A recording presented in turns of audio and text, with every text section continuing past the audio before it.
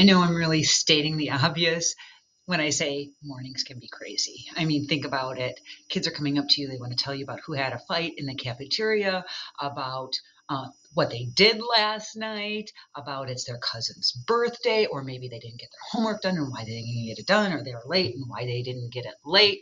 Oh, and then the phone rings. You have a new student that's going to be coming into your class and will be there in 5 minutes, or maybe they just get dropped off and you've got a new student. Um, there's parents on the phone wants to talk to you about something. It can just be nuts.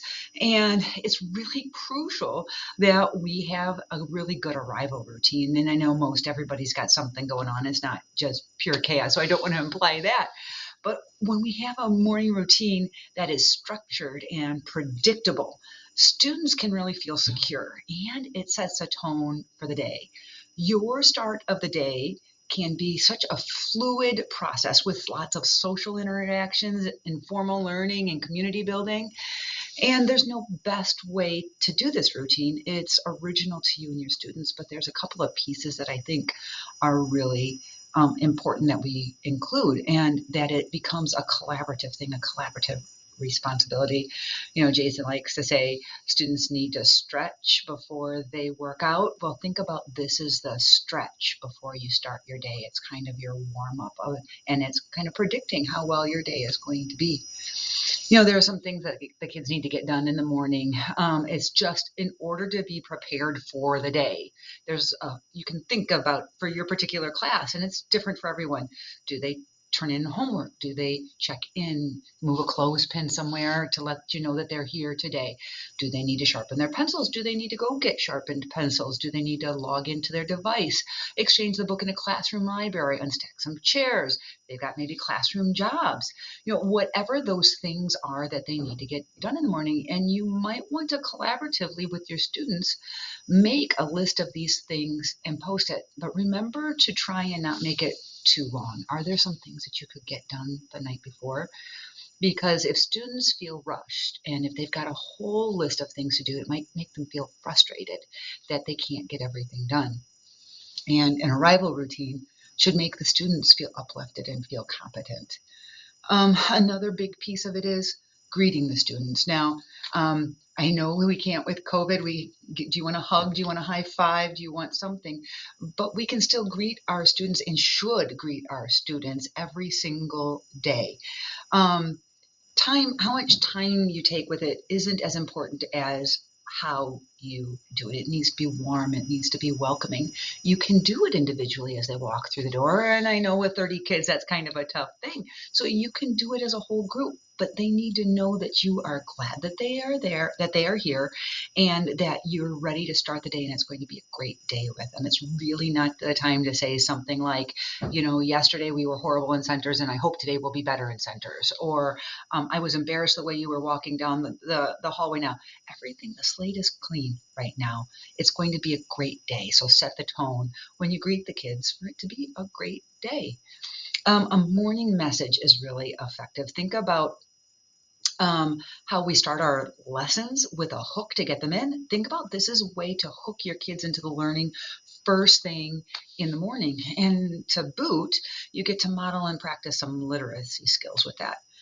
The message that you use should engage the students about what's coming in the day. It's not a list, not like today we need to do this, we need to get this accomplished, and we've got PE today and whatever. Don't make it a list.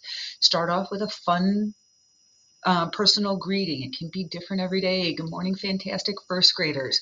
And then you have a body that draws their attention to something that they're going to be learning that day, and they can think about it and that they can respond to it. It can be an interactive piece. And it's not a review of the entire day. Just focus on a single topic. For example, if you can start off saying, hey, today we're going to learn about roller coasters. Think about what we learned yesterday about potential and kinetic energy. The first hill of a roller coaster is always the highest. Why do you think that is? And they can respond to that. For some younger kids, like when they're learning about light, say, take a look around you. What if I turned off all the lights? Or what if I made it completely dark in here? I like that better. What if I made it completely dark in here? What could you What could you use to help you see? And they can make a list of things, or think of one idea, or make a list of things. Their message is purposeful. There's a purpose to it, and it's simple. This could even be part of your lesson plans, what your morning message is going to be on a particular day. The students, they can respond in a Nearpod on a collaboration board. They can use a Jamboard. They can use the Smartboard Shout It Out. You could use chart paper and Post-its. With younger kids, it can be a shared pen. They can draw a picture.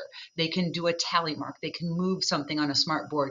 That's their choice. This is their choice, and it can be used with them.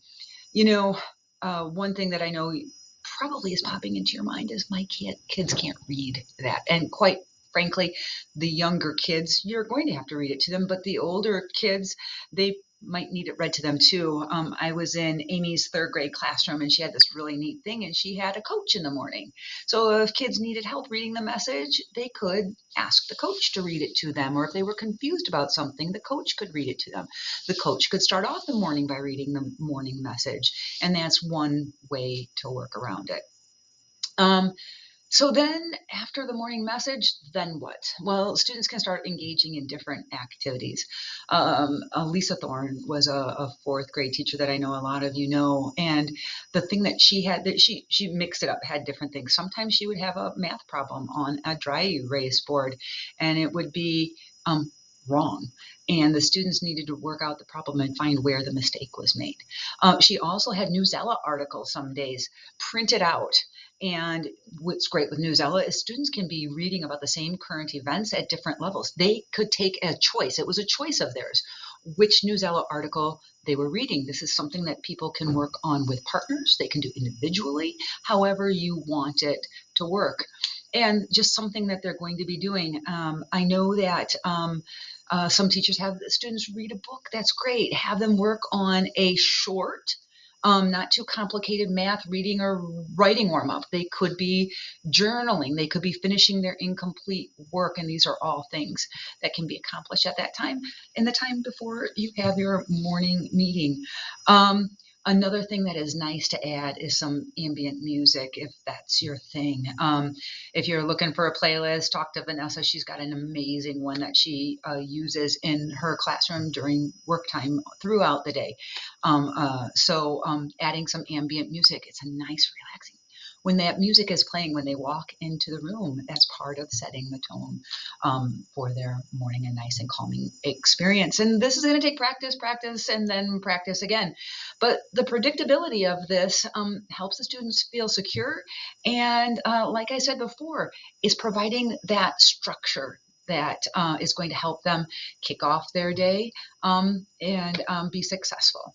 If you have any questions, go ahead and hit me up. Oh, another thing, Kirsten has some great morning message templates that she uses that are on Google Slides.